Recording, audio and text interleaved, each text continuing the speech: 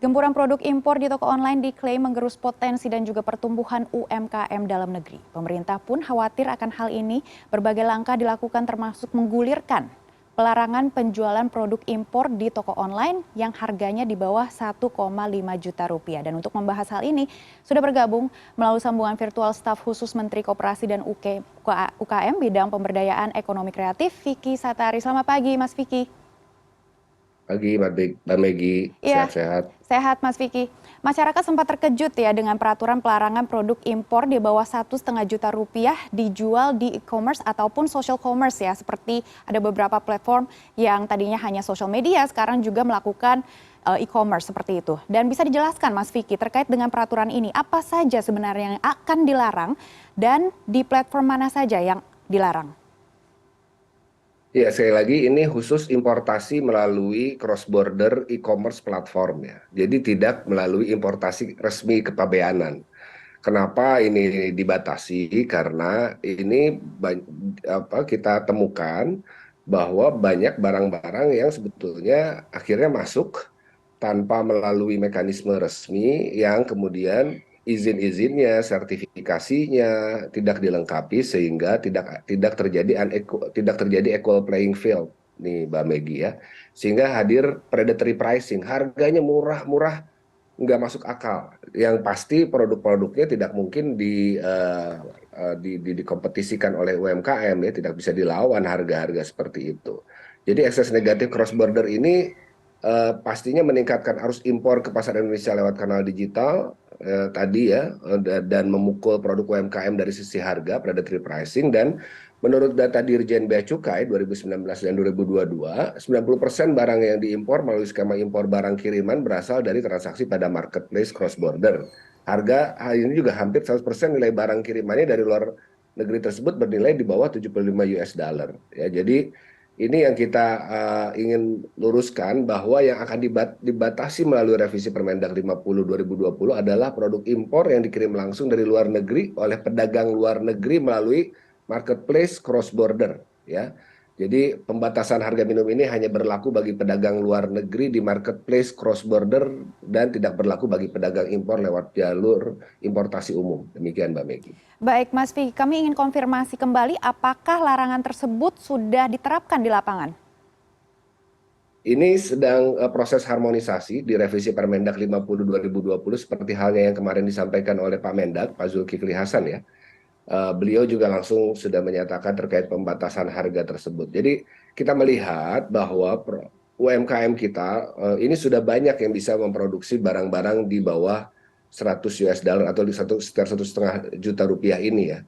Ada produk fashion, produk kosmetik, produk-produk elektronik yang sebetulnya sederhana. UMKM ini kita udah hebat. Kalau apa bahkan sudah ada yang ekspor gitu ya. Tapi kalau misalnya kita terus membuka kesempatan ini dengan produknya yang begitu masif, mass product, nggak akan bisa compete sekali lagi produk UMKM kita. Demikian.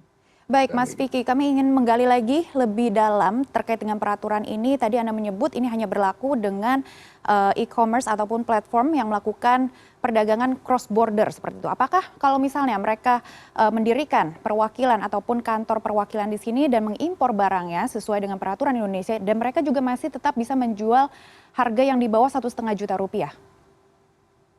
Begini, prinsipnya apabila proses importasinya itu melalui kepabeanan resmi dan mereka secara resmi punya hak sebagai importir resmi gitu ya.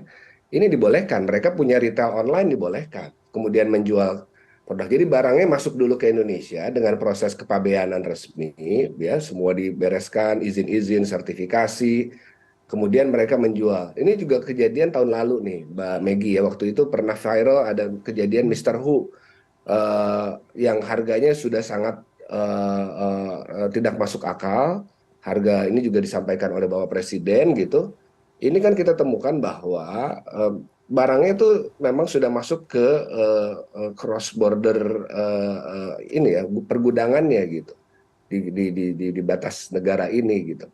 Nah ini yang sebetulnya kita larang. Nah, itu juga kita mendapatkan laporan dari para importir resminya bahwa mereka mengeluh barang mereka dibajak di marketplace, Mereka mengeluh bahwa banyak yang menjual produk yang mereka sebetulnya punya hak resmi sebagai importir resminya gitu ya di marketplace, tapi ada juga yang menjual dari luar gitu kan. Ini kan yang kita hindari gitu. Jadi ini sebetulnya sejak tahun lalu ya sudah kita address revisi Permendak 50 2020 ini, ya mudah-mudahan segera bisa diharmonisasi selesai. Ini udah proses hari pertama kemarin.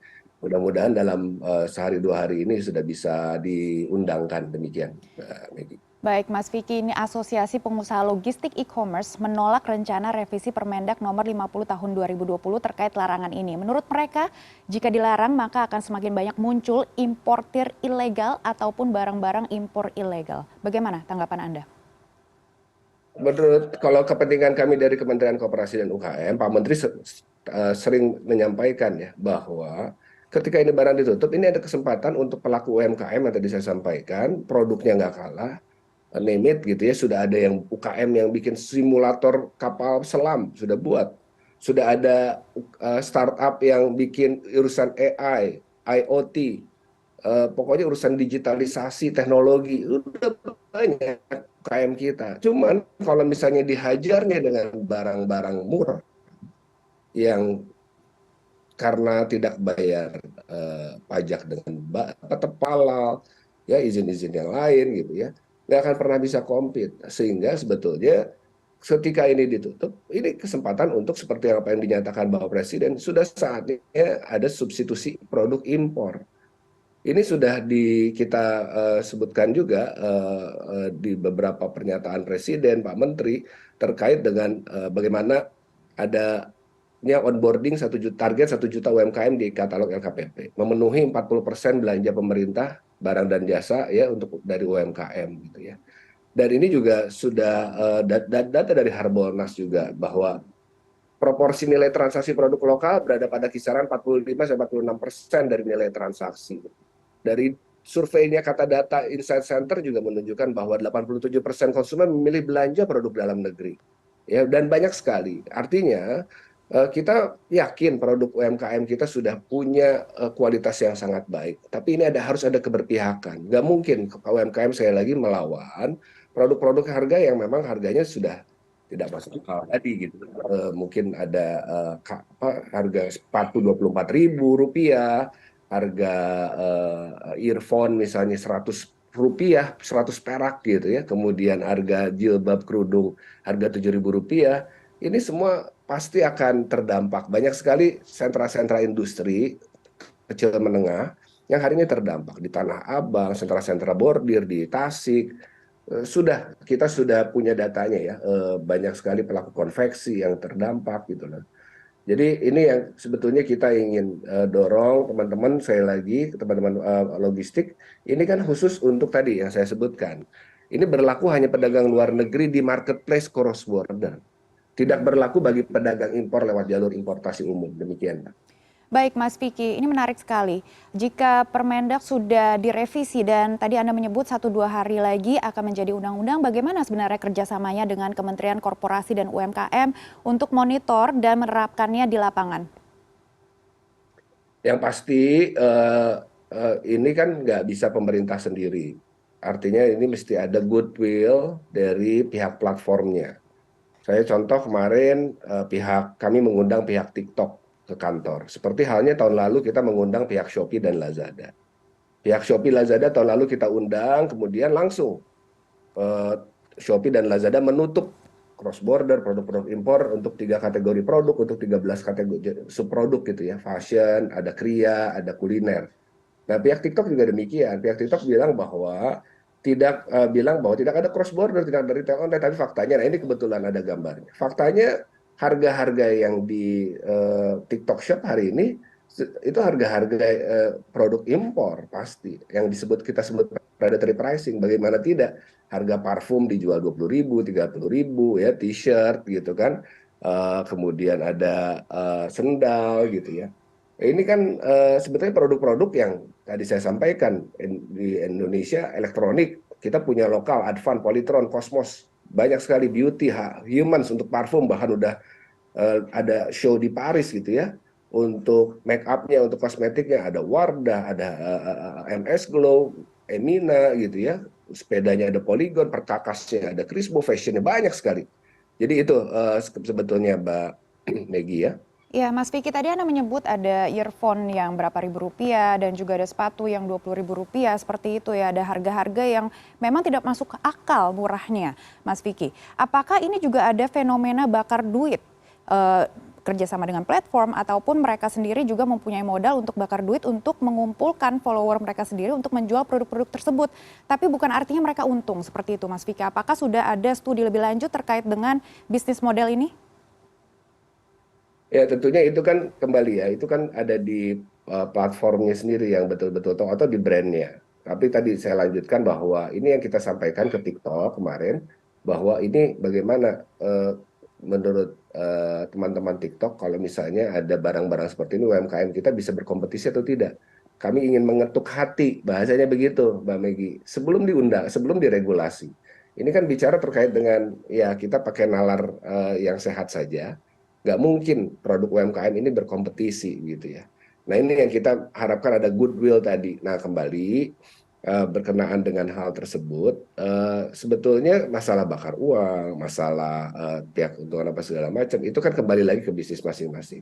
Tapi faktanya ini praktek-praktek seperti ini yang kita sebut predatory pricing, yang menjadi sumber utama dari permasalahan ini adalah yang membunuh pelaku UMKM kita, Mbak Megi. Baik, Mas Vicky, terakhir, apakah dengan pelarangan ini bisa menjamin melindungi pengusaha UMKM? Ya tentunya kita berusaha yang sebaik-baiknya. Tugas pemerintah adalah tentunya berikan proteksi, afirmasi, ya, termasuk juga fasilitasi. Kita tidak bisa sendiri, mesti bareng-bareng dengan stakeholders, ya, dengan asosiasi, dengan pengusahanya juga, termasuk komunitas, akademisi dan seterusnya.